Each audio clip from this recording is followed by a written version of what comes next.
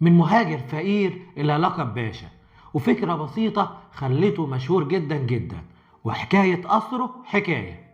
جبرائيل حبيب السكاكيني مهاجر سوري فقير، وصل لمصر وهو عنده 16 سنة، ومن عامل بسيط في حفر قناة السويس اتحول إلى أكبر مقاول في مصر. وأثناء شغله كعامل بسيط في حفر قناة السويس كانت منتشرة الأمراض بسبب وجود عدد كبير جدا من الفيران. وفكرة بسيطة بديهية، طالما موجودة فيران فالطبيعي لو جبنا قطط نخلص من الفيران. وده اللي عمله جبرائيل السكاكيني، اللي بدأ يجيب عدد كبير جدا من القطط الجعانة، بدأ ينشرها في منطقة الحفر، وبالتالي انتهت كل المرض. وبعد القصة دي بشوية انتقل للقاهرة، وبدأ يتقرب إلى الخديوي إسماعيل اللي كان حاكم مصر وقتها، واداله مهمة استكمال بناء دار الأوبرا المصرية. وبعد نجاحه بقى مهمته كل أشغال العمومية في مصر.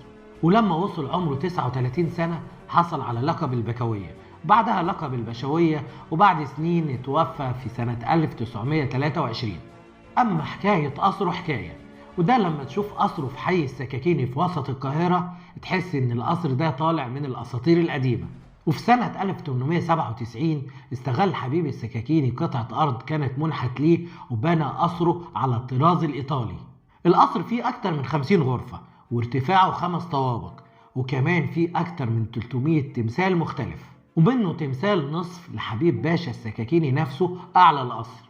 باختصار كده وببساطة القصر تحفة فنية معمارية، ياريت أي حد ينزل القاهرة وفي حي السكاكيني اللي على اسمه يروح يزور القصر.